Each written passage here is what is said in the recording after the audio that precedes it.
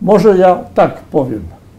To, że ja przyszedłem do Polin, dla mnie jest to jakaś rzecz całkowicie oczywista, bo myślę, że każdy z nas różnymi drogami doszedł do tego momentu, że tutaj siedzimy teraz w tym studio. I ja powiem tak, że w pewnym sensie kontekst żydowski był w moim życiu w jakiś sposób stale obecny. I jedno muszę powiedzieć, że moje osobiste doświadczenie jest takie, że żadne generalizowanie w tej materii nie jest sprawiedliwe. I na podstawie indywidualnych dróg życiowych nie jest możliwe tworzenie jakiegoś osądu bardziej ogólnego. I jako przykład mogą być tylko zdarzenia z mojego bezpośredniego życia. Jeśli pan wie, kiedy się urodziłem się w 1935 roku, czyli właściwie w okres wojny wchodziłem jako kilkuletnie dziecko. Chłopiec, mieszkaliśmy na Żoliborzu w tak zwanych koloniach warszawskiej spółdzielni mieszkaniowej.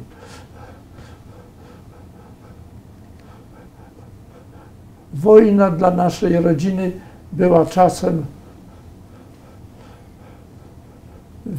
wielkich niedostatków, które dotyczyły również jedzenia, prawda? Mój ojciec przed wojną był drobnym urzędnikiem w kasie chorych. W czasie wojny też jakoś był zaangażowany w działalność konspiracyjną, choć nie wojskową. I oczywiście o tym się w domu nie mówiło i no ja i mój młodszy brat o 2 lata, myśmy jednak byli, jak wszystkie małe dzieci, troszkę na marginesie tego krystalizującego stosunku do okupanta, do własnych postaw i tak dalej. W pewnym momencie w normalnym rytmie to ja powinienem pójść do szkoły. No tak, ale całe życie takie społeczne jest całkowicie zmienione. W części nie istnieje, a w części ma jakieś formy takiej przypadkowej samoorganizacji społeczeństwa. I szkoła, zwłaszcza 1., 2. klasa, to były właśnie takie miejsca takiej samoorganizacji. Dlaczego tak myślę? No bo ja chodziłem w domu, dumnie się mówiło do szkoły, ale to był jakiś pokój w prywatnym mieszkaniu, gdzie siedziała jakaś grupka dość przypadkowych dzieci, choć najczęściej myśmy się chociaż z widzenia znali, bo jednak te kolonie WSM-u na Żoliborzu to były pewne społeczności ograniczone formą budynku, który na ogół tworzył jakąś przestrzeń zamkniętą, tak zwane jednak podwórko. No ale były to dzieci właściwie tak jak ja w pewnym wieku doszły do tej czasu, kiedy to dawniej się szło do szkoły, prawda? 7 lat, czyli 42, powiedzmy, to ja zacząłem chodzić na te komplety. I tak jak już mówiłem, nam jako rodzinie było bardzo ciężko. Ojciec pracował na jakiejś całkowicie, powiedziałbym, fikcyjnej robocie, był zbrojarzem, co znaczy takim przyuczonym, choć pewnie z niemałym trudem, bo fizycznie też nie było to chłopisko. Mój ojciec był mężczyzną drobnym. Ja w jakiejś mierze tę figurę wziąłem po nim, ale ponieważ było tak licho, to proszę sobie wyobrazić chłopca 7-letniego, który jest chudy jak patyk, włosy ma czarne jak węgiel i ciemne oczy, no i dosyć wydatny nos. To wszystko w rzeczywistości okupacyjnej narażało mnie na każde wyjście z domu poza gdzieś tą w jakiejś mierze przyjazną kolonię, gdzie ludzie wiedzieli, że ja to Marek, tak, na różne sytuacje nieprzewidziane, choć groźne. I w pewnym momencie te takie komplety w malutkich grupkach troszkę się zmieniły. Myśmy mieli troszkę, ja pewnie już wtedy byłem może w 2. klasie, w takim mieszkaniu na niedalekiej ulicy Kniaźnina. To jest ulica po drugiej stronie placu Wilsona, a te osiedla WSM-owskie były raczej po tej stronie drugiej, w stronę Krasińskiego. I dlatego wspominam tą ulicę Kniaźnina, bo przechodzę koło, jak idę na spacer nad Wisłą, nad tamtym kanałkiem, to przechodzę koło tego budynku, w którym, o ile pamięć mi nie zawiodła, to że tam była ta nauka taka bliższa, chociażby w wyglądzie szkole, czyli były jakieś krzesełka i myśmy jakoś siedzieli frontem do tego nauczyciela. On nie był w kręgu jednym z nas, bo wcześniej to był taki właściwie trochę krąg, te dzieci i ta osoba, która nas uczyła, jakby między nami to tłumaczyła. No i ja, żeby wrócić do domu po tych lekcjach, musiałem przejść przez plac Wilsona. Trzeba powiedzieć, że plac Wilsona, tak teraz sobie myślę, był takim też trochę punktem przesiadkowym dla niemieckich funkcjonariuszy, ponieważ był końcowy przystanek autobusu, znaczy taki dokładnie jak z elementarzy dla dzieci. Czerwony autobus z wystającą taką maską. Pamiętam nawet, że to był oznaczony literą A i on chodził tylko plac Wilsona, AWF, który był całkowicie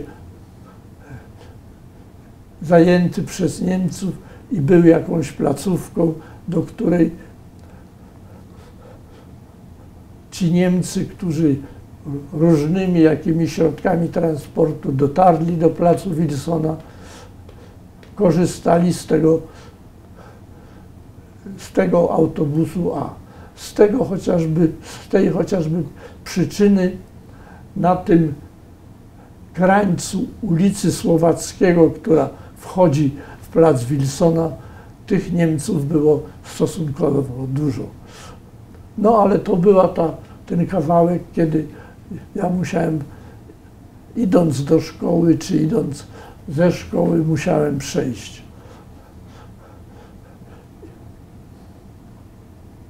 Jak się pokazywałem, jak przechodziłem, to tam była jakaś grupka takich pamiętających się dzieci, może starszych ode mnie, ale też takich młodocianych, którzy mieli status, używało się wtedy słowa, które teraz jest jakby troszkę zapomniane, łobuziaki. No i jak ja przechodziłem przez ten plac, to te łobuziaki biegły za mną i krzyczały: Żydziak, Żydziak, idzie Żydziak. No bo ja chudy, czarny. No i jak rodzicom powiedziałem, to się zaniepokoili, to się groźne zrobiło. Bo te łobuziaki, to one krzyczały to i za mną szły, jednak myśmy musieli przejść koło tego przystanku autobusu A, przy którym było wyjątkowo wielu mundurowych Niemców.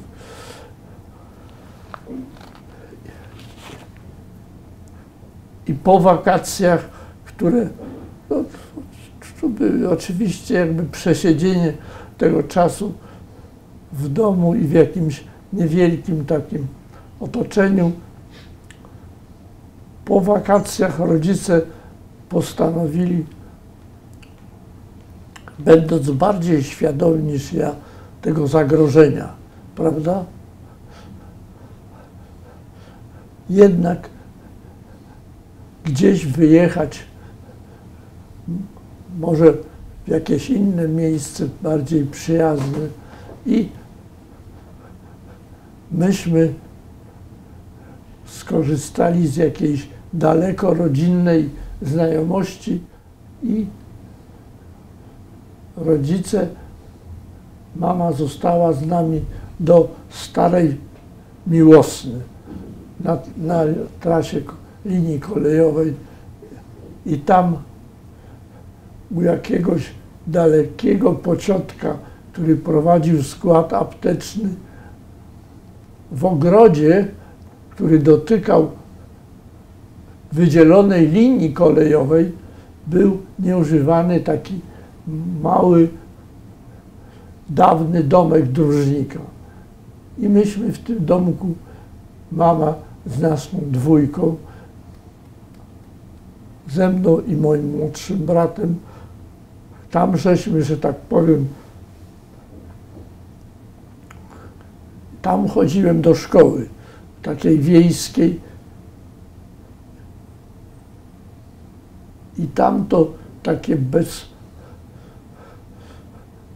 tam nie było takiego, powiedziałbym, bezinteresownego antysemityzmu, jak był tutaj. I tą świadomość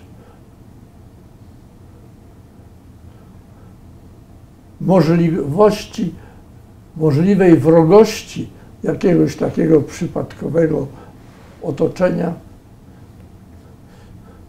ono we mnie istniało. I właściwie w pewnym sensie obawa przed tym innym.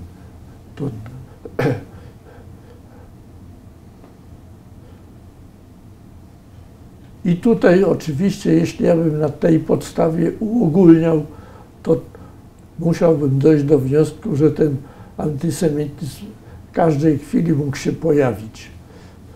Nawet w formie,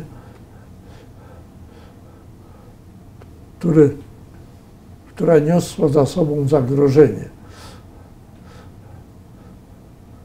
Ale również dla tej, powiedziałbym, refleksji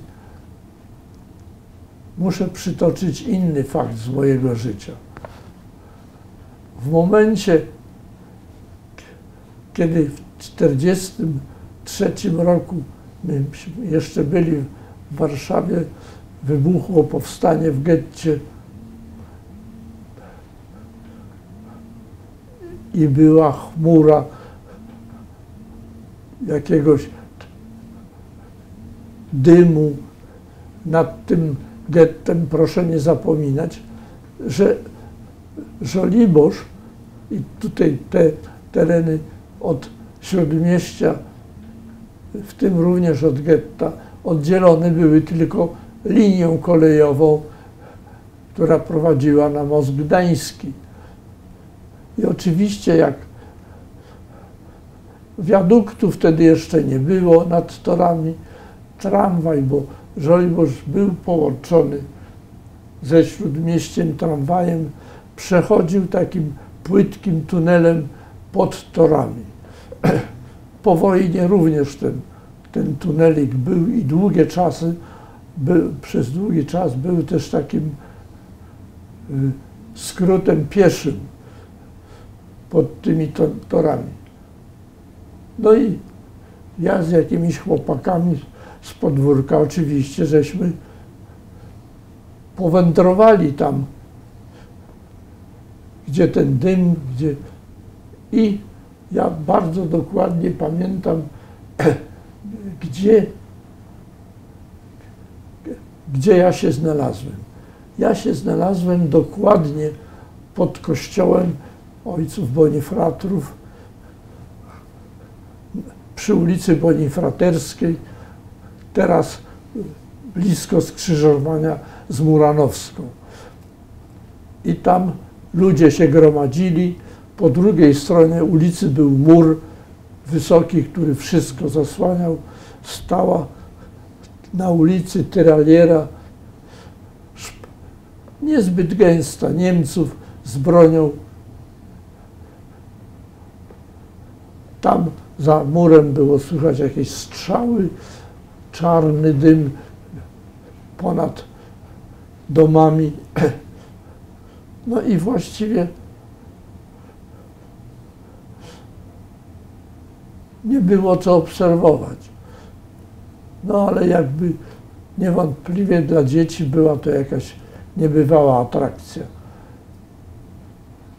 I wtedy jakiś mężczyzna, obok którego ja stałem, on był takim gapiem jak inni ludzie. Zapytał się mnie: a ty skąd jesteś mały? Ja mówię: no z Żoliborza, tam z WSM-u tego. On mówi, wziął mnie za rękę, mówi: to ty się mały tu nie kręć. I prowadząc mnie za rękę, wrócił tą samą drogą na Żoliborz. A gdzie mieszkasz? Odprowadził mnie do mieszkania i puścił moją rękę dopiero jak oddał mnie, jak oddał mnie mojej mamie.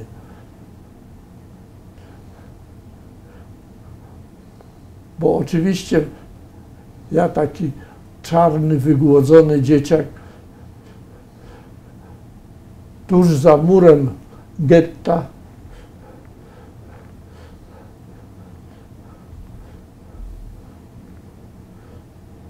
byłem narażony na natychmiastowe odruchy. Czyli ważąc ten antysemityzm, który mógł się pojawić, którego ja doświadczyłem, jak za mną wołali Żydziak, również doświadczyłem tej bezinteresownej opiekuńczości. Obcy człowiek, który ani mnie nie znał, czy się narażał, trudno powiedzieć, jakim to było kosztem zrobione, ale niemniej ten gest pamiętam. Jeśli wspominamy ten wątek semityzmu, antysemityzmu, to w moim życiu jeszcze muszę powrócić do dwóch doświadczeń. Jedno jest związane z moim pełnieniem obowiązków najpierw wykładowcy, potem docenta, wreszcie profesora w Państwowej Wyższej Szkole Filmowej w Łodzi. No, ja całe życie mieszkałem w Warszawie. Oczywiście przy filmach człowiek był związany z tym miejscem realizowania, nawet jeśli to było w atelier, jak duże części, powiedzmy, filmu Chłopi czy Rodzina Połonieckich, no to ja mieszkałem w hotelu, prawda? I codziennie rano szedłem, czy też wieźli mnie do wytwórni, bo to był, zwłaszcza Rodzina Połanieckich, w dużej mierze film, który dział się we wnętrzach wybudowanych w atelier, a główne atelier, główne te hale i te możliwości produkcyjne były w Łodzi. No więc do tej szkoły, niezależnie od tych filmów, no co najmniej raz w tygodniu jeździłem.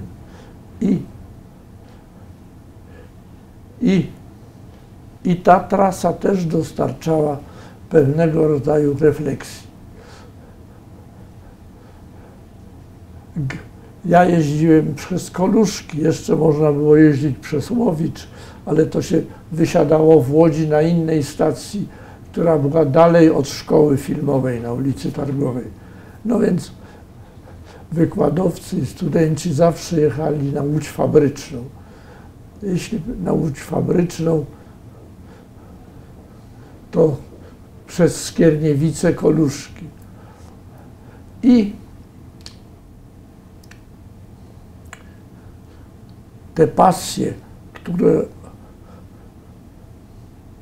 ujawniały się na widocznych z pociągu jakichś budyneczkach stacyjnych, czy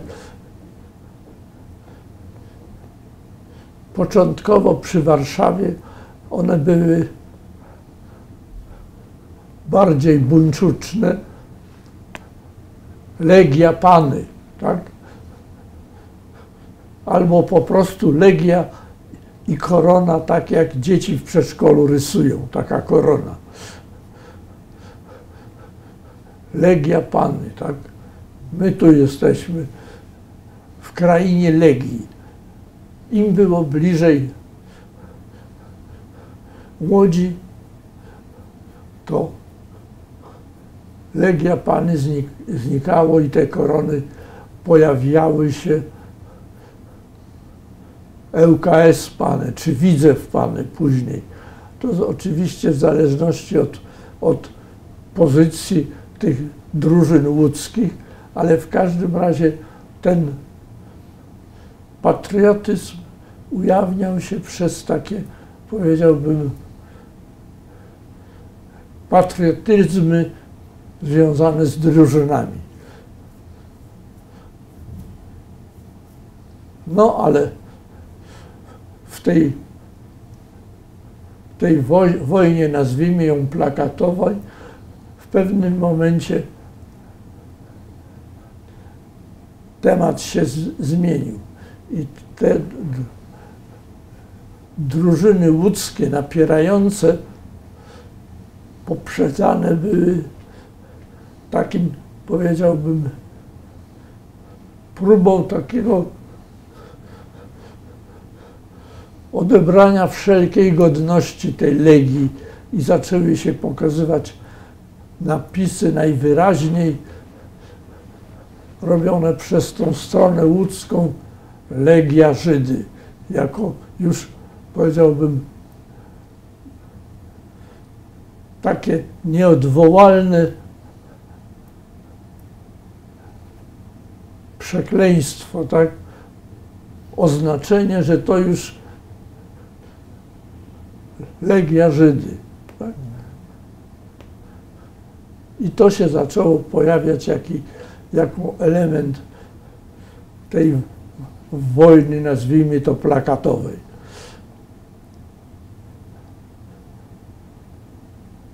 też wyciąganie jakichkolwiek wniosków z tego generalnych byłoby mylące.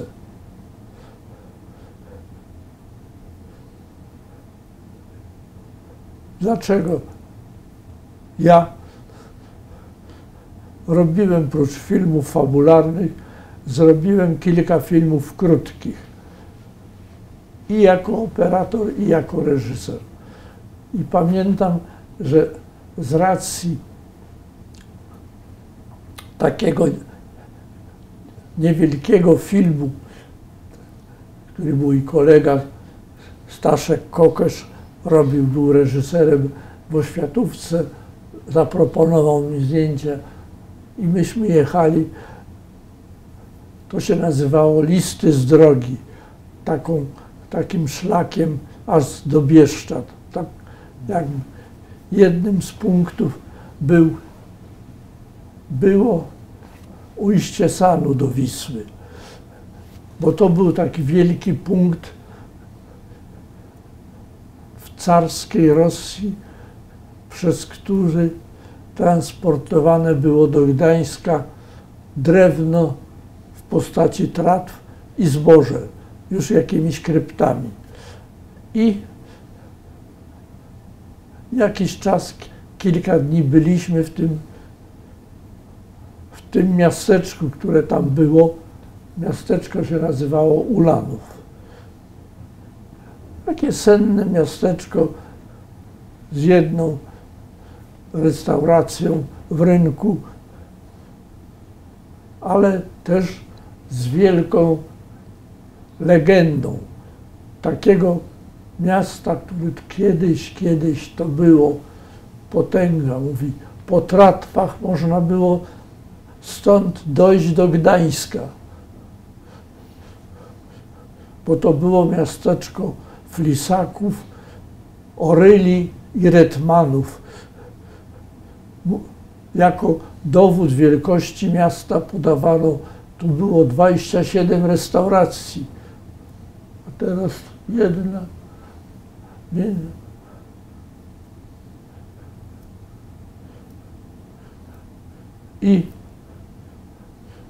I wtedy powracał w tych rozmowach, że tak to było, jak byli Żydzi.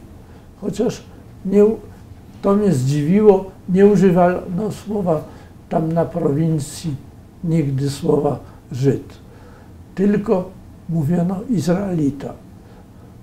Mówi, tutaj ci Izraelici, to oni handlowali tym drewnem, tym zbożem. I to była pomyślność, najlepszy okres tej teraz dziury, która jest umiejscowiona nad rzeczką Tanwią, która ma ujście do Sanu. Wspominam tych Izraelitów, bo to było charakterystyczne. Wiele razy przy chłopach w różnych scenach występowali również statyści, którzy byli Żydami, ubrani jak Żydzi, ucharakteryzowani, bo jak się odbywał jarmark, na przykład w takim Jeżowie, zainscenizowany na potrzeby filmu, z wielką troskliwością i dbałością o szczegóły, to wielokrotnie stykaliśmy się z takimi opiniami miejscowych, o tak, ale tych Żydów, tych Izraelitów żeście zrobili dobrze. Wtedy też nie padało słowo Żyd, tylko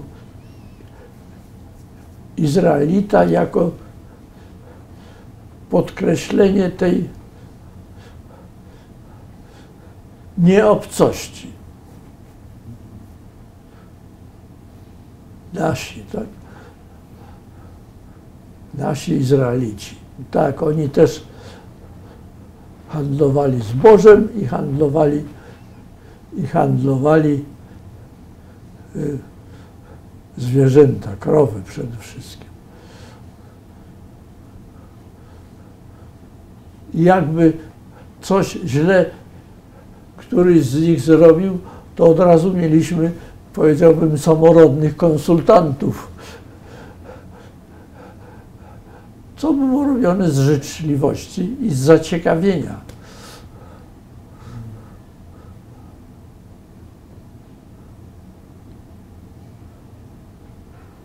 Bo ja chciałem zapytać, jeśli już mówimy o tych kontekstach antysemityzmu, to chciałem zapytać o 68 rok z perspektywy szkoły filmowej. Dobrze, będę mówił, tylko napiję się tej kawy, którą dostałem litościwie od pana.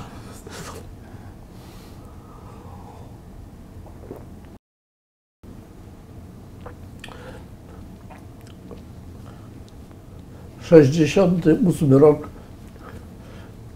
w szkole rozpalił problem antysemityzmu. Z tym, że to był tak, z jednej strony to byli studenci i profesorowie, z drugiej strony była jednak część pracowników, najwyraźniej była, skoro zrobili jakieś zebranie czy masówkę taką zorganizowaną i podjęli uchwałę, że tych Żydów, Teplica, Forberta, że to trzeba wyrzucić, że to oczyścić nasze, polskie. Tak? I ja pamiętam, jak jadąc z Warszawy do szkoły, na ogół to jechało kilka osób. Przypadkowo spotkani na dworcu w Łodzi, żeśmy szli takim skrótem do szkoły na ulicę Targową i na tej ulicy Targowej niedaleko od szkoły idziemy i szedł wtedy Kazio Konrad, dziekan ówczesny Wydziału Operatorskiego, profesor Jerzy Teplic, rektor, jeszcze tam ze dwie osoby, które dojeżdżały do szkoły z Warszawy. Naprzeciwko nas, już na ulicy Targowej, ale na wysokości szkoły filmowej, która jest ten główny budynek, taki troszkę cofnięty od ogrodzenia, pałacyk dawnego przemysłowca Kona. No więc na tym kawałku idzie jakiś człowiek ze szkoły, jeden z pracowników. Jak myśmy nadchodzili, to on tak stanął, wyciągnął rękę i pokazywał: pan Teplic, po co pan idzie do szkoły? Pan już nie jest rektorem. Z jakąś taką, powiedziałbym, dziką satysfakcją i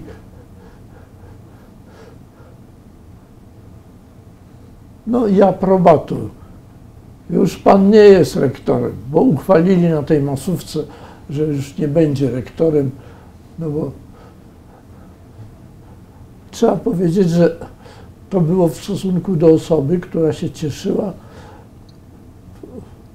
wcześniej i później zresztą też takim poważnym i ugruntowanym autorytetem. Bo to był jeden z tych głównych założycieli szkoły. Choć była to cała grupa przedwojennych startowców, to niewątpliwie przy pomocy profesora Teplica to się zmaterializowało w organizacji właśnie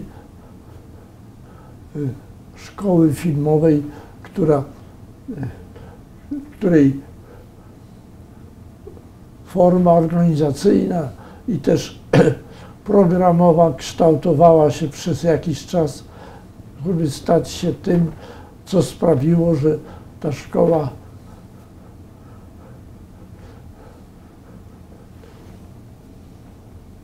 była takim niemal wzorcem.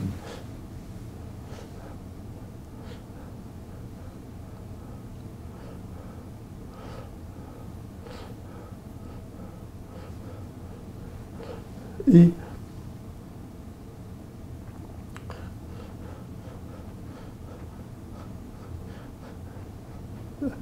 bardziej dochodziły do nas sygnały,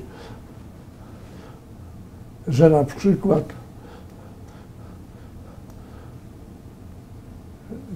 niekwestionowanego lidera kinematografii polskiej Aleksandra Forda, który robił film w wytwórni, akurat jakieś sceny kręcił, portier do wytwórni nie wpuścił. Co było po prostu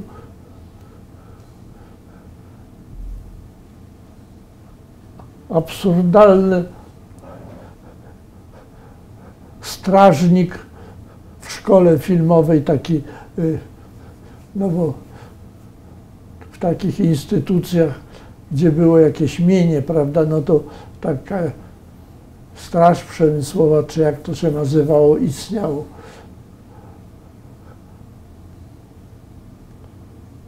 Przyszedł i do POP, tej podstawowej organizacji partyjnej, i doniósł na Forberta, naszego operatora, który nawet przed wojną jakiś film zrobił, potem całą drogę z czołówką wojskową Wojska Polskiego przewędrował z Rosji do Polski.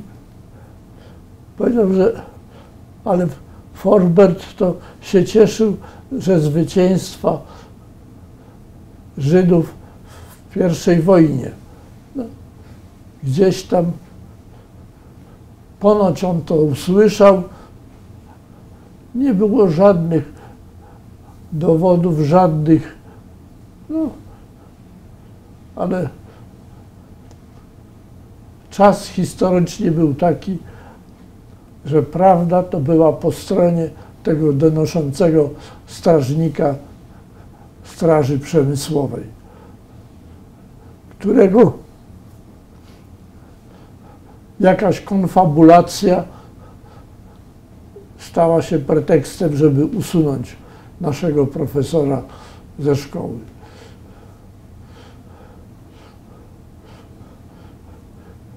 I to było stopniowe takie drążenie. Po czym ja mogę sądzić, że to było takie szukanie?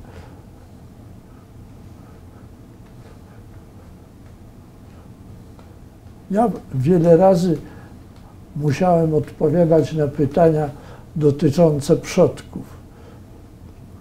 Nazwisko panieńskie matki, czy to jest rodowe nazwisko Nowicki. Jak dochodziło do tego, że muszę podać nazwisko panieńskie babki mojej, to ja wiedziałem, że już mają jakieś wymyślone nazwisko. Ja szczęśliwie przez zupełny przypadek, ponieważ w domu było trochę takich rodzinnych fotografii, gdzie na odwrocie było napisana babcia Karmańska, tam z domu Nuszyńska, tak? Takie jakieś życiorysowe, to ja wiedziałem, ale to przecież całkowity przypadek. Za każdym razem, jak się ktoś domagał ode mnie nazwiska panieńskiego mojej babki, co już było przecież 100 lat wcześniej, tak? To ja wiedziałem,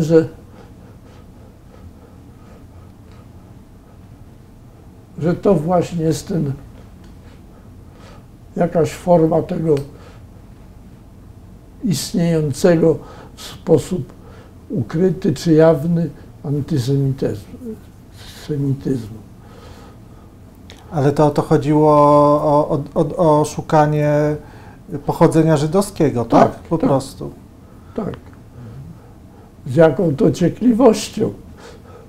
I przy jakich okazjach ktoś się mógł pytać pana o nazwisko panieńskie babki? Na przykład wiele lat później paszport. Jakikolwiek były dowody osobiste, prawda?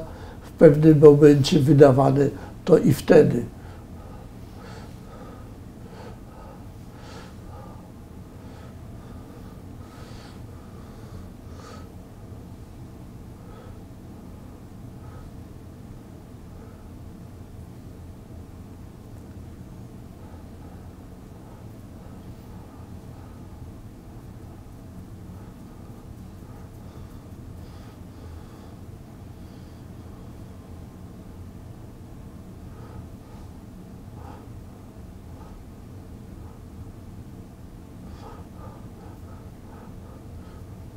To jest tyle tej mojej historii prywatnej związanej z jednym zjawiskiem antysemityzmu.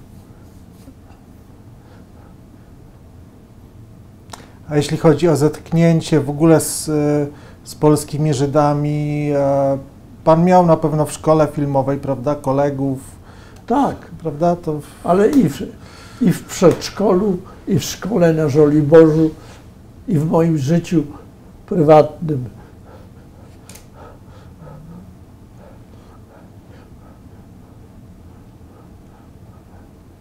Moi przyjaciele z najwcześniejszego dzieciństwa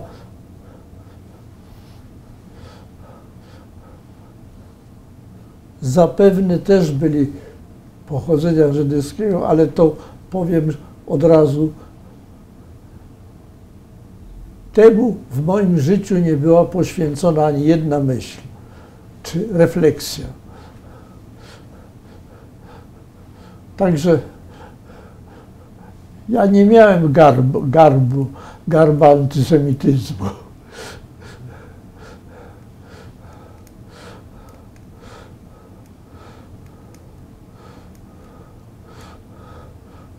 I nie prowadziłem takich prywatnych rozważań, czy ktoś może być, czy nie może. To w ogóle w moim życiu nie istniało.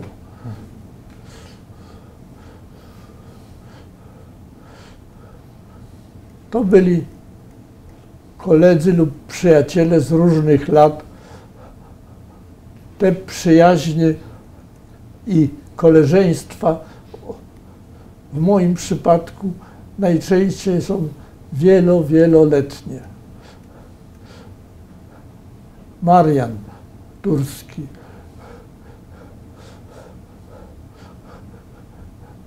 Może nie mogę mówić o nim przyjaciel, bo to jest zarezerwowane dla tej grupki, z którymi razem chodziłem do przedszkola. Ale od lat 50., kiedy ja pracowałem w Kronice i moją koleżanką dźwiękowcem była Halina Paszkowska, później czy już wtedy żona Mariana Turskiego.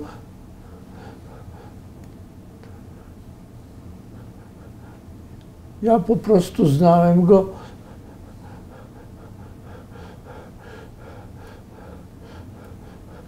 Marian, o którym żeśmy ciepło mówili czasami Maniuś. był przyjacielem moich przyjaciół, właśnie tych z tego okresu, powiedziałbym, przedszkolnego, wojennego.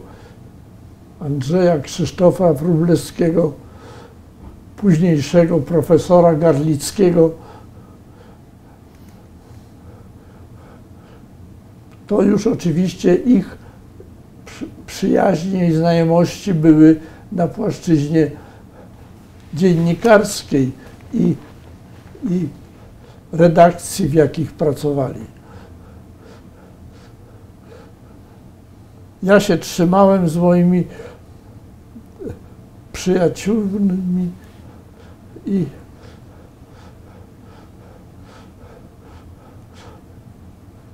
na przykład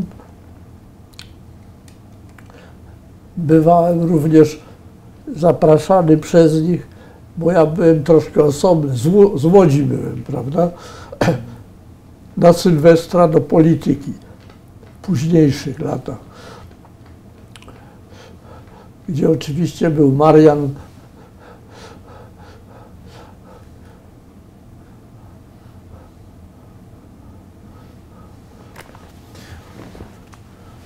także.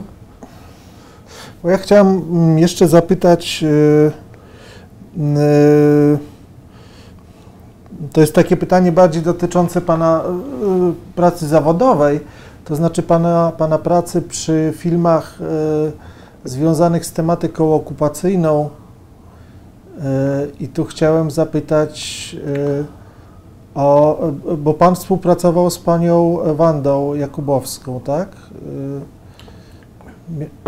To trzeba wyjaśnić, że były zespoły filmowe jako rezultat pewnego poluzowania po 1956 roku. Idea zespołów filmowych to była idea, która wyrosła w stowarzyszeniu Start przedwojenny, takie organizacja krytyków, przyszłych filmowców, którzy snuli plany, jak to ten film mógłby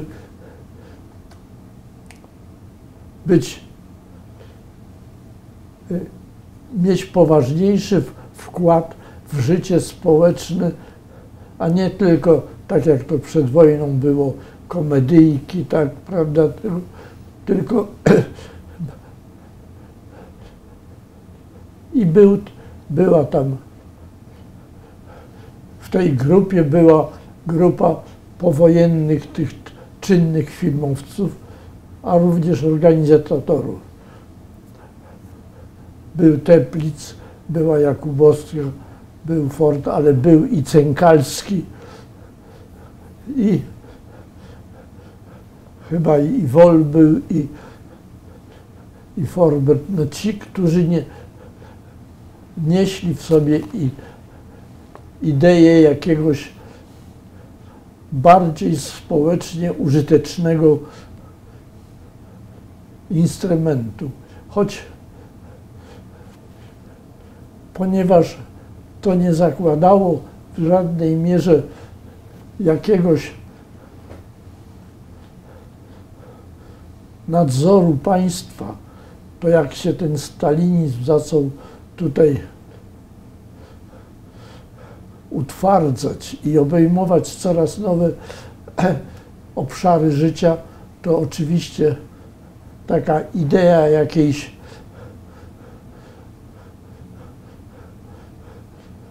tworu w gruncie rzeczy społecznego, prawda, była oczywiście jak najdokładniej tępiona. Ale potem tak się zdarzyło, że jednak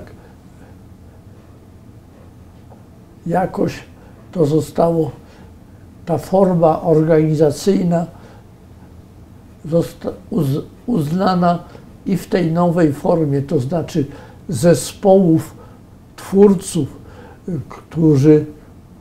którym przewodził jakiś lider.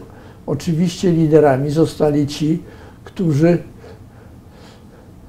cieszyli się zaufaniem, mniejszym lub większym.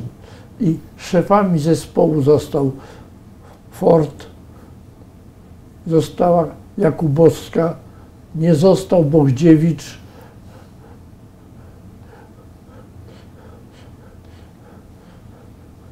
I my, młodzi adepci po szkole filmowej, szukaliśmy jakiejś pracy, jakiegoś... I była oświatówka, była wytwórnia filmów dokumentalnych, ale film fabularny to były zespoły filmowe. I myśmy często przez przypadek, przez różne koleje losu bardziej byli związani z jakimś zespołem. Na przykład poprzez asystowanie w jakimś filmie, który w danym zespole. Anka Sokołowska była w starcie, moja koleżanka ze szkoły, starszy kolega ze szkoły, Tadeusz Chmielewski też był u Jakubowskiej, także ja też jakoś tak, powiedziałbym, przylgnąłem do Jakubowskiej i czekałem, robiąc kolejne filmy, jako najpierw fotosista, potem drugi operator, czekałem na tę możliwość, aż będę mógł zadebiutować, co było też częściowo zbiegiem okoliczności, a też tych ciągnących się ze szkoły jeszcze związków i zażyłości. Teraz wróćmy do zdjęć. Może.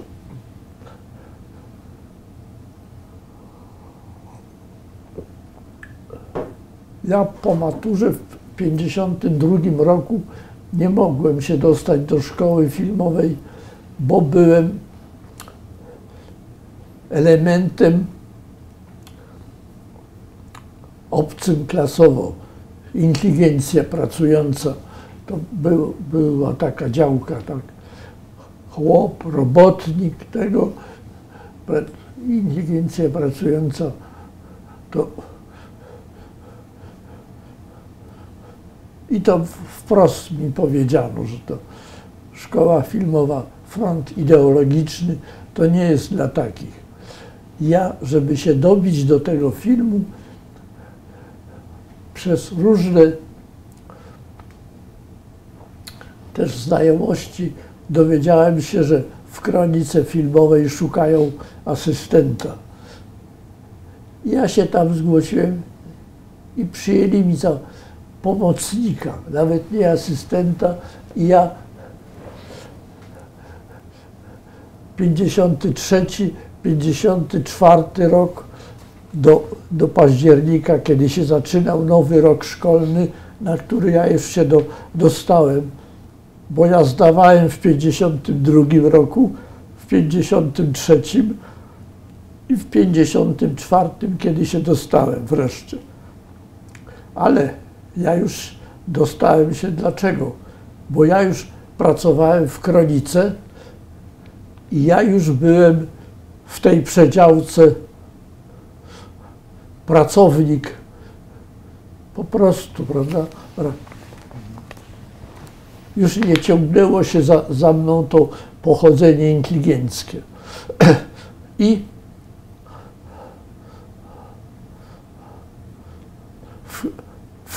będąc asystentem w Kronice, jeździłem jako asystent z konkretnym operatorem, kierowcą i ja jako asystent od dźwigania akumulatora, statywu, od pomocy.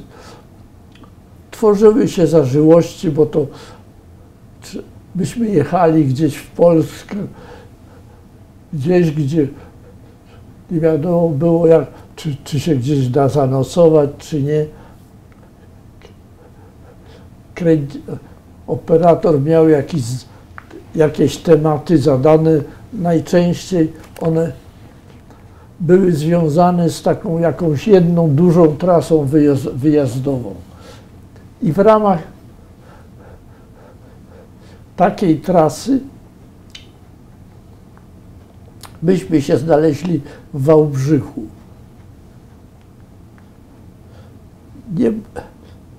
Wałbrzych mi się szczególnie wbił, choć szkoła może była w Legnicy, bo myśmy tam jeździli. Wałbrzych dlatego mi się wbił, że była tam w Wałbrzychu dzielnica żydowska. Żydów, którzy czekali na wyjazd, czy w ogóle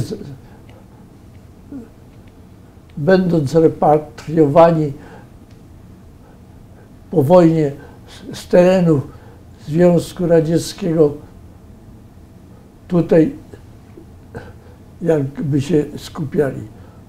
Dlatego pamiętam, ponieważ ja pierwszy raz w życiu w tym Wałbrzychu widziałem mężczyzn tak ubranych, jak później widziałem w Izraelu.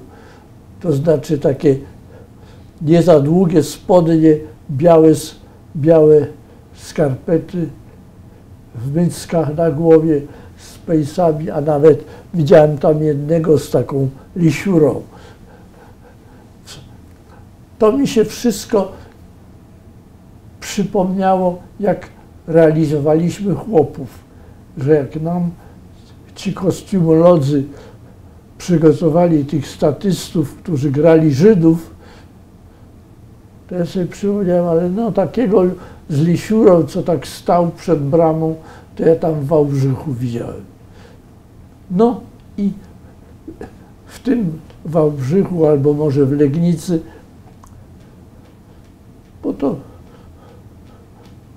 te miejscowości się tak specjalnie nie różniły jakimiś cechami, że człowiek to zapamiętał. Znaleźliśmy się w szkole żydowskiej, gdzie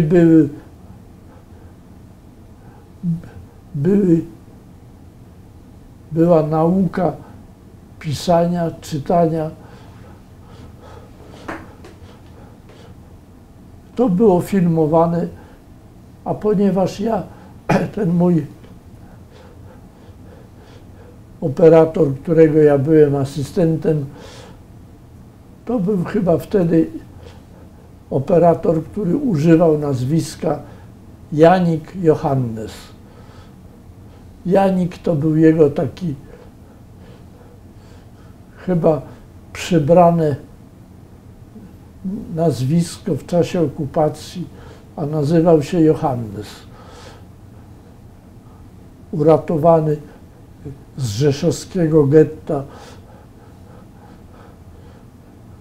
z późniejszymi bardzo dramatycznymi losami.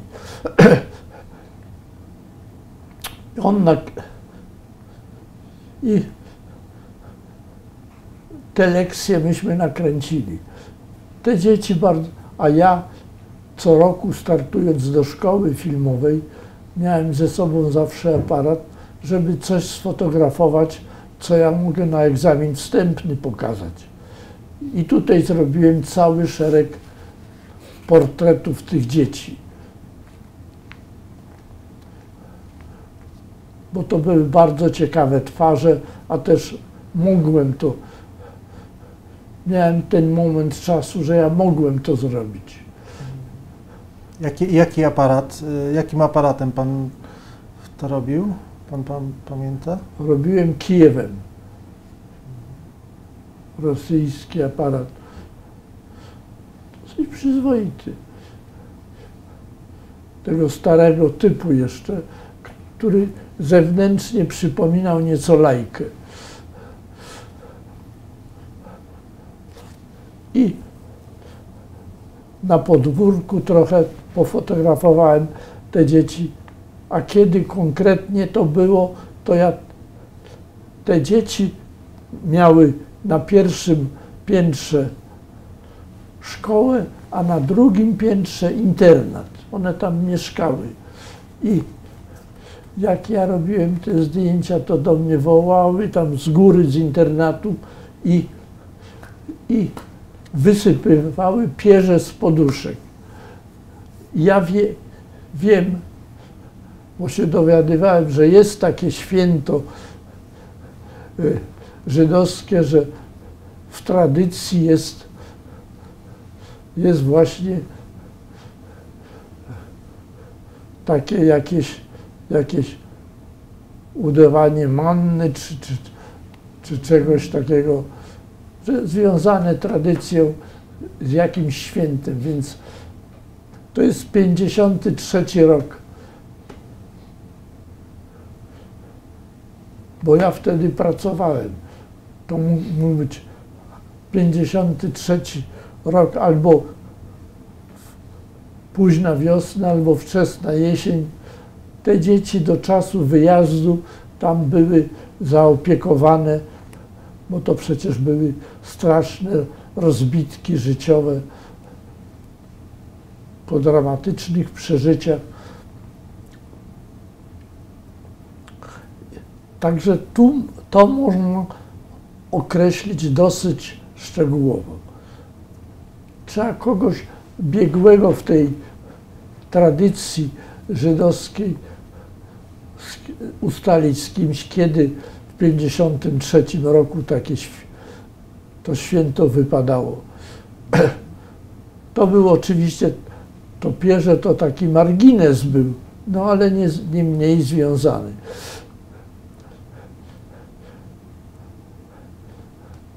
I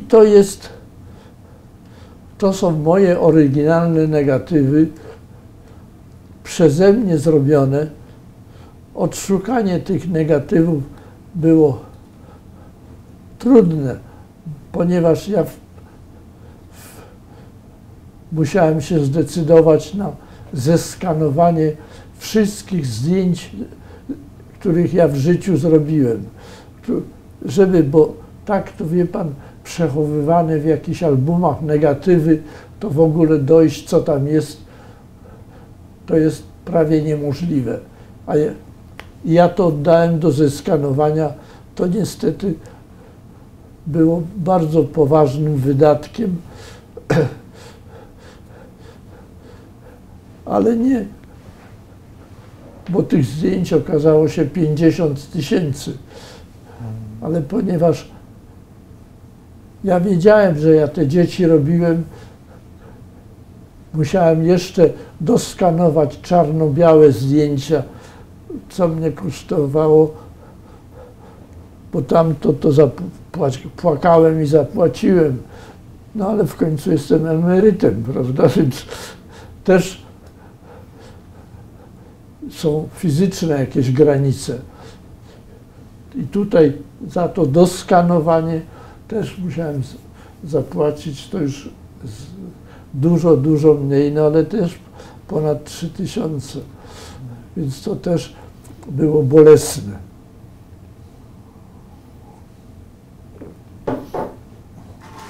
A jeśli chodzi o te negatywy na rampie. Tak, to w ogóle... Na rampie to jest coś innego.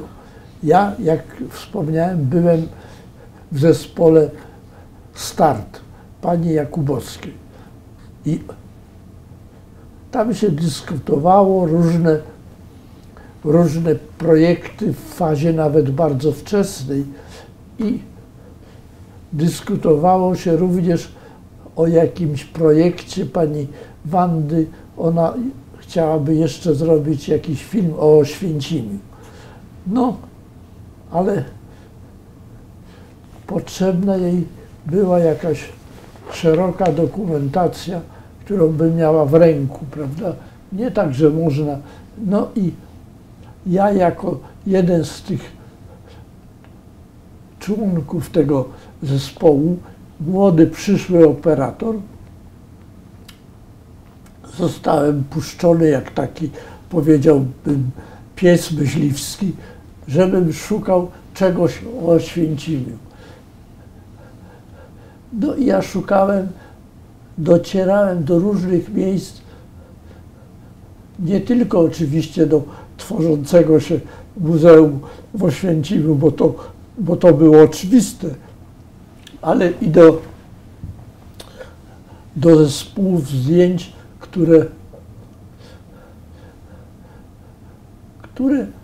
do których gdzieś mogłem dotrzeć, bo zbiory muzealne były w każdej chwili dostępne, prawda? I ja dotarłem do takiego albumu zdjęć. Wtedy mniej więcej w tym czasie w dokumencie znaleźli album Fischera, niemieckiego żołnierza, który ten album jakby wypłynął na wierzch. Janusz Majewski zrobił film oparty o zdjęcia z tego albumu. No więc ja jakiś inny album namierzyłem. Nie mogę powiedzieć gdzie, u kogo, czy to... Nawet nie mogę powiedzieć, czy w Polsce, czy poza Polską. Jak znalazłem ten album, to strona po stronie, zdjęcie po zdjęciu przefotografowałem.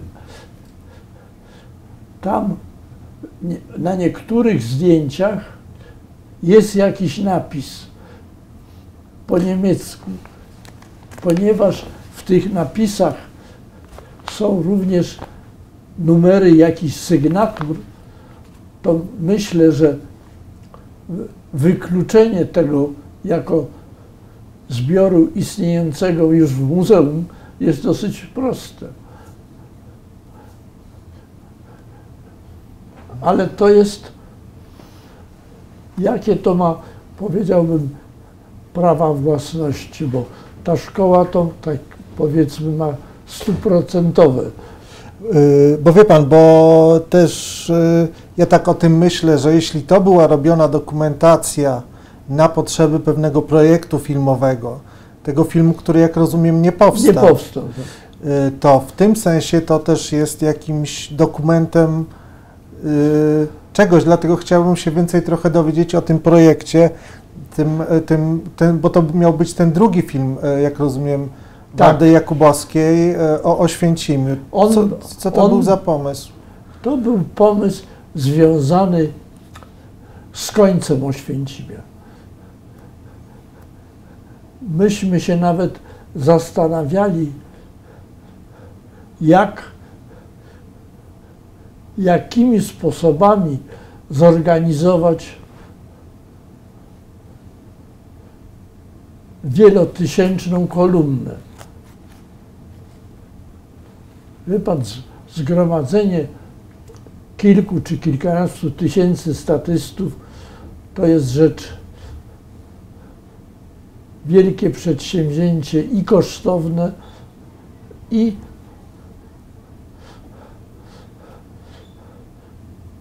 no i trzeba niesłychanie rozważyć, czy możliwe, bo to trzeba ubrać, prawda?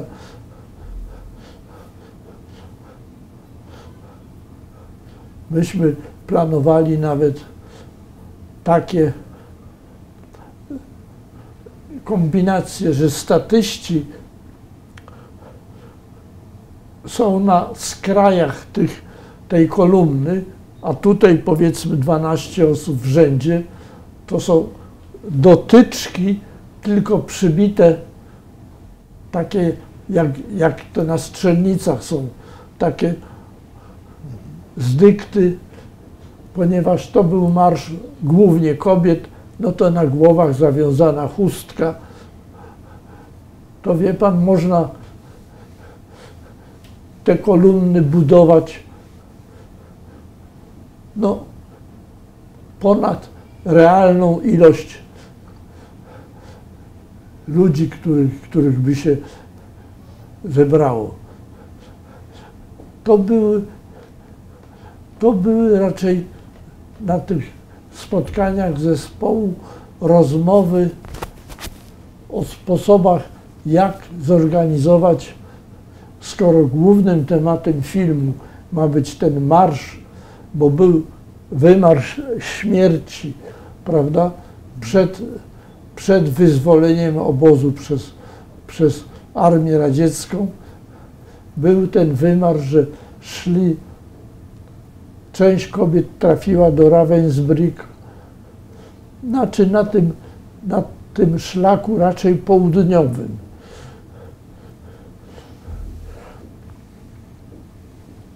Wiele o tym marszu wiadomo, przez wspomnienia, no jest to jakiś udokumentowany fakt z życia Oświęcimia, zwłaszcza z tej końcówki. A dlaczego ten film nie został zrealizowany?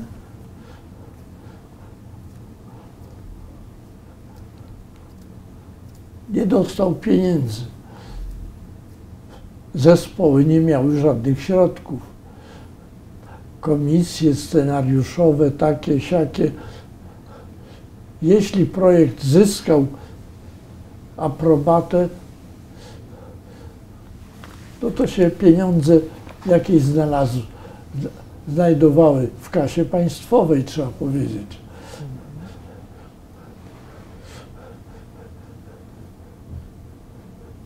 Czyli który to był rok? Prace nad tym filmem? 61 albo drugi.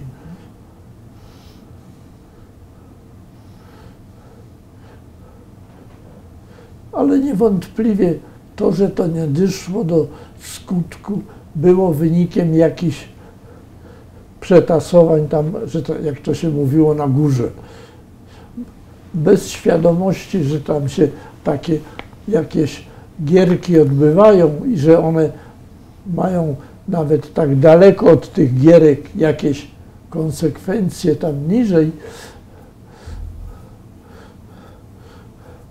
Także trochę tego zastanawiania się było, ale nie przełożyło się to na film.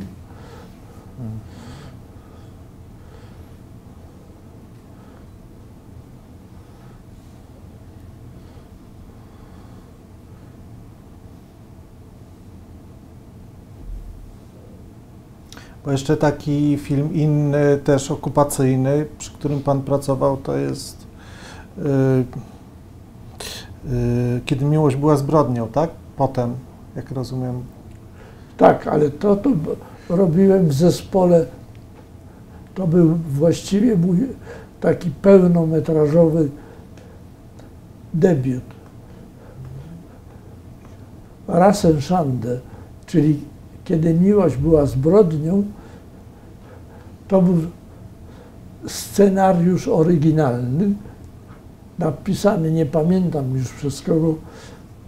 To były takie jakby 3 epizody związane z tym prawem niemieckim, który weszło w życie w pewnym momencie wojny, to znaczy jakiekolwiek kontakty między niemieckimi kobietami a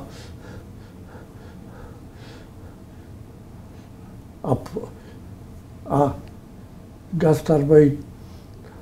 No, robotnikami chyba tak, przymusowymi tak, po prostu. Były karane śmiercią.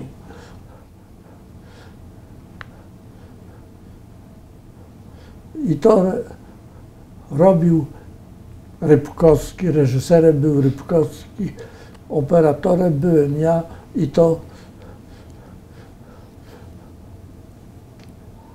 jeden epizod dotyczył jeńca wojennego,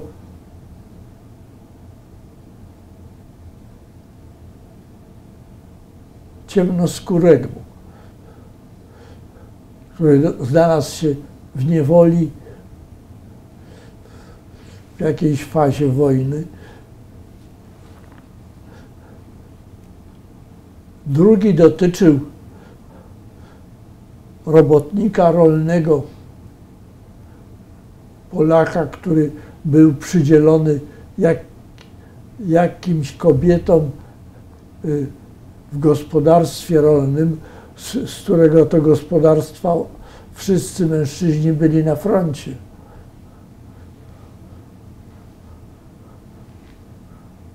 Bo prawda historyczna jest taka, że 3 miliony mężczyzn, Niemców, wyszło z Niemiec na różne fronty, prawda, służyło, a w to miejsce weszło prawie 6 milionów jeńców i gastarbeiterów. I ta nierównowaga płci była taką mieszanką wybuchową, że powstało to prawo Rassenschande, prawda? Bardzo bezwzględnie egzekwowane. Właściwie niepotrzebne były jakieś dowody, wystarczyły jakieś pomówienia, które w środowiskach przecież takich zamkniętych, jakichś wioskach czy małych miasteczkach bardzo łatwo się rodziły.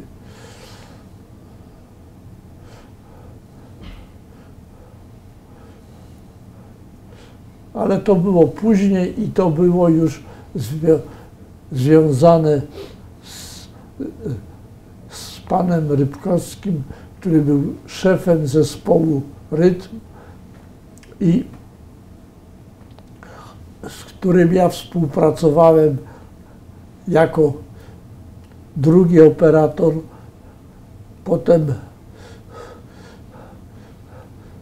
potem jako operator krótkich filmów, bardzo starzy oboje według Brandysa, a wcześniej jeszcze taki film, który Rybkowski robił w Wytwórni Filmów Dokumentalnych o Szulcu. To się nazywało Niebo bez słońca. I on się jakoś do mnie przekonał i później do takiego dużego filmu mnie wziął.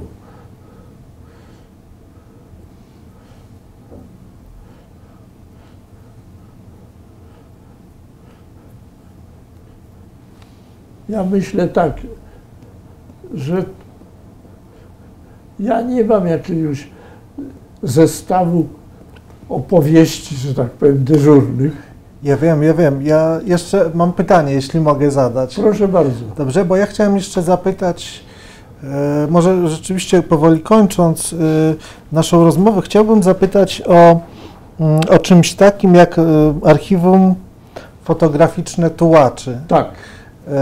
Chciałbym pana zapytać, żeby pan opowiedział w ogóle, co to jest za inicjatywa, bo to, jak rozumiem, pan jest tutaj tak, inicjatorem tego. Dużo później, już po tych zmianach ustrojowych, ja poszedłem za jakimś tropem tych dzieci, które były w Rosji sowieckiej i potem uratowały się wraz z armią Andersa, wyszły z Rosji, niektóre później repatriowały się. I ja, jak troszkę bliżej się z tym zetknąłem, poprzez kogoś, kto takim dzieckiem był, zorientowałem się, że jest sporo fotografii. I tak też pomyślałem sobie, że ci ludzie odchodzą, bo to przecież czas swoje robi. I te fotografie, tak jak nieopisane, nie zidentyfikowane, co to za ludzie, prawda, co to, one jako szpargały idą na śmietnik gdzieś, że i miałem już wtedy jakąś świadomość pamięci materialnej, ponieważ znaleźli się wśród tych dzieci, byłych dzieci, osoby, które chciały wziąć udział w takim przedsięwzięciu. Myśmy założyli fundację, która się nazywała Fundacja Archiwum Fotograficzne Tułaczy. Dlaczego tułactwo było tutaj w tytule? Ponieważ te drogi były bardzo różne. I oceny tych dróg zaczęły być bardzo zależne od bieżącej jakiejś polityki.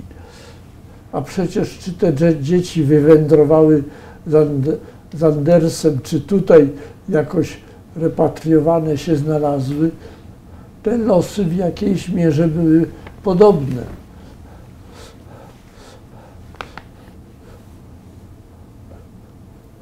I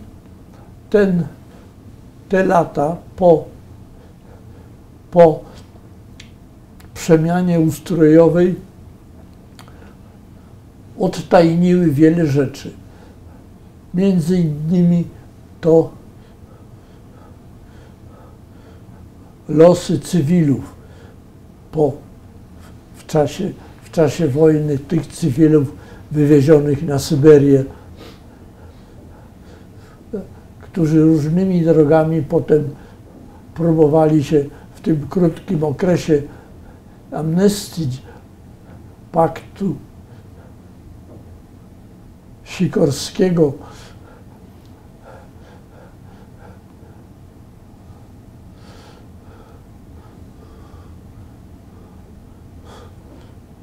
ten temat został, że tak powiem, cenzury nie było, więc w tym sensie stał się tematem, który się zaczął pojawiać. Pojawiło się takie stowarzyszenie Baobab we Wrocławiu, które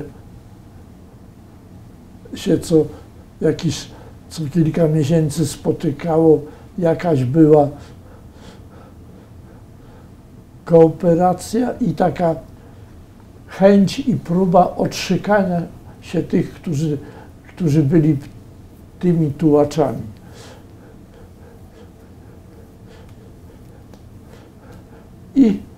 I to zaczęło istnieć.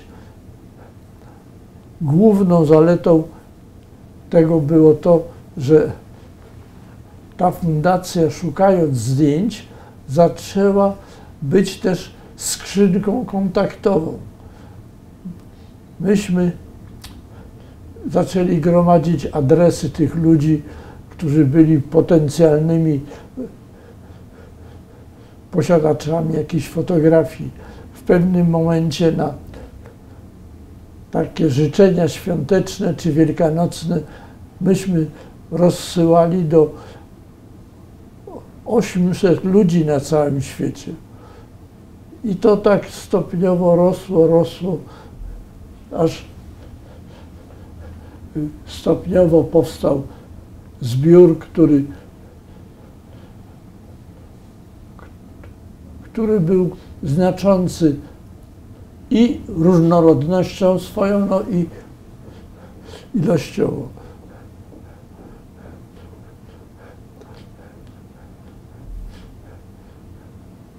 Utworzyły się jakieś podobne związki, związane już raczej z jakimś miejscem pobytu tych dzieci w czasie wojny.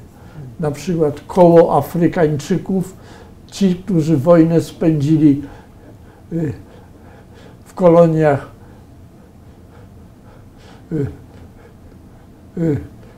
brytyjskiej Afryki Wschodniej,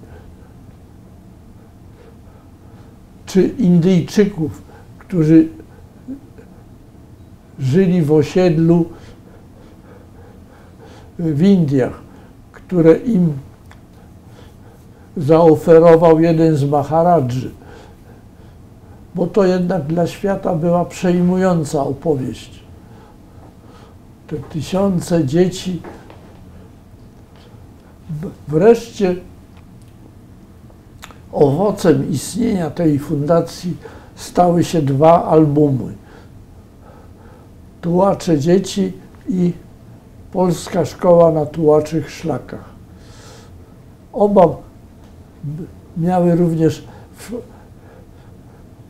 w części wersję angielskojęzyczną, żeby to było dostępne dla dzieci czy wnuków tych dawnych tułaczy. Nam się udało całkowicie społecznym działaniem wydać te 2 albumy, które łącznie zawierają około 1000 zdjęć. Co więcej,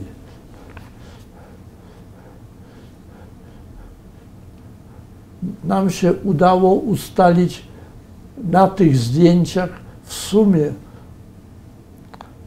nazwać w sumie te czasami głowy jak łebki od szpilki. 12 000 nazwisk. Często już nieistniejących, bo przecież toczyło się normalne życie, związki jakieś małżeńskie, połączone z tym zmiany nazwisk. Ale tutaj ślad tego jakiś istnieje.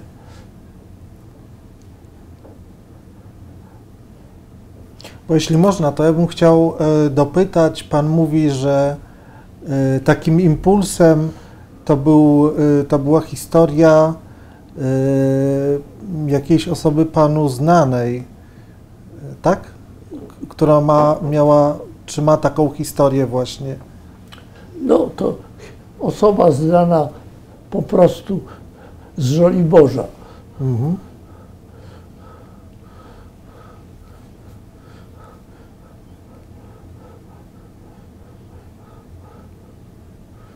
Przypadek to jest przypadek. Trudno go komentować. Czyli ktoś panu opowiedział po prostu swoją osobistą historię, tak? I to było dla pana To dla takim mnie impulsem. Znaczy, rozmiary tej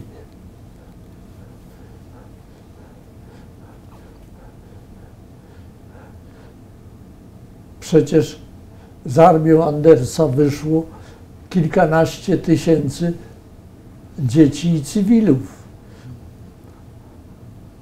Co więcej, te władze emigracyjne, może specjalnie też Anders, mieli świadomość wagi przetrwania tych następców, czyli tych dzieci. Że to nie jest jakiś taki pył historii. Że to są ci następcy. Żeby ich uratować, podejmowane były wielkie wysiłki.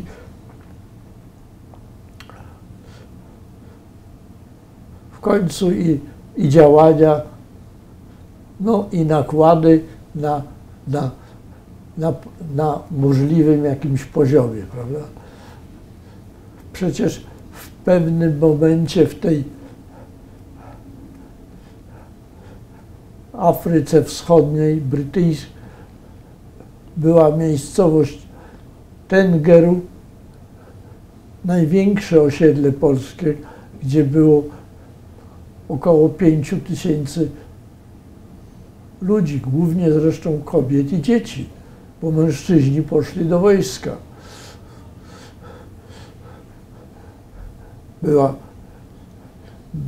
Były szkoły, ale była nawet szkoła średnia.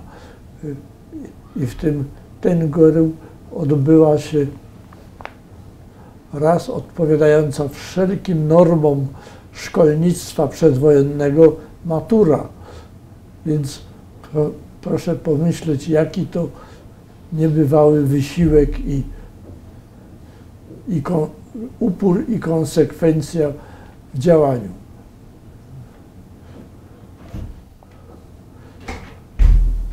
Ktoś próbuje wejść i...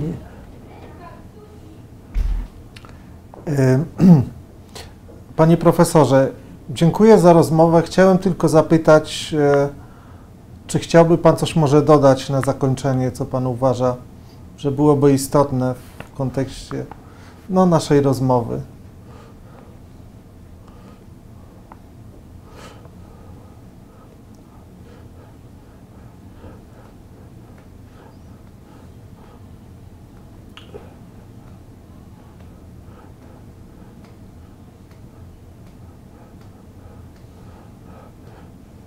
Wie pan, ja już w tej chwili jestem tylko zbiorem różnych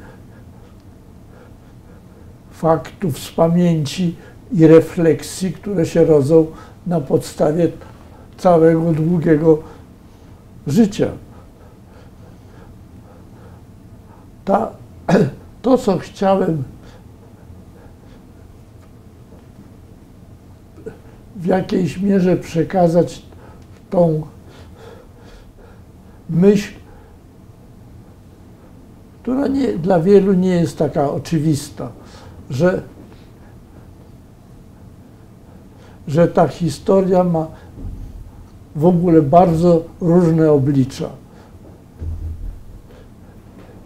I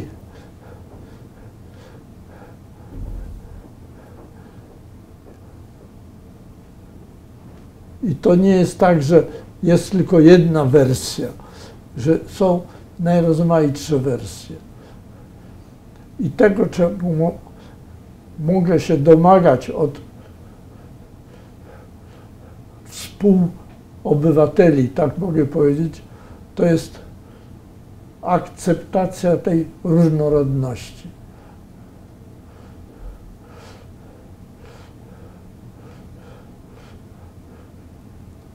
Tak jak istnieje zjawisko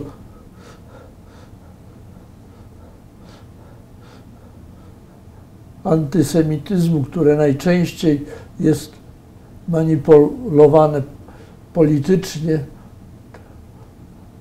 tak istnieje zjawisko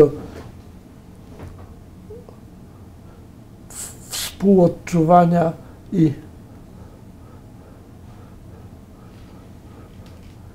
i pomocniczości.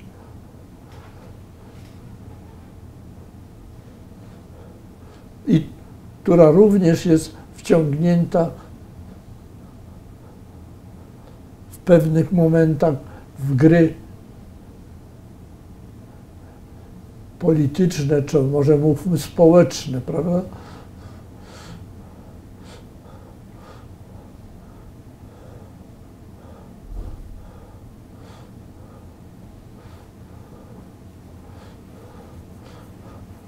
Tak jak faktem jest ilość drzewek w Yad Vashem posadzona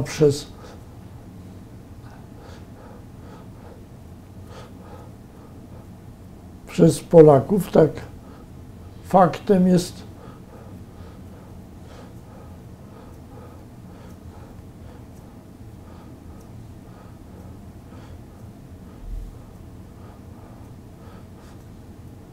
fala egoistycznego nacjonalizmu, która co jakiś czas wylewa się na powierzchnię życia społecznego.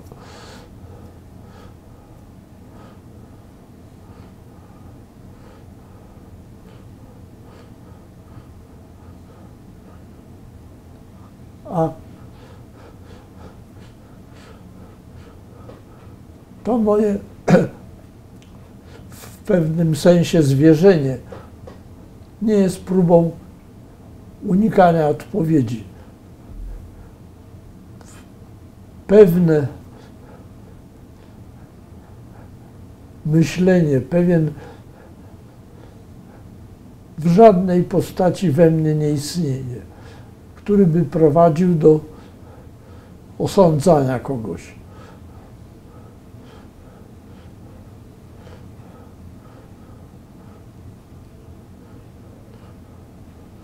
Mogę być wdzięczny najbliższemu otoczeniu rodzinnemu, no i nie tylko, ale i przyjacielskiemu, że tak jestem ukształtowany.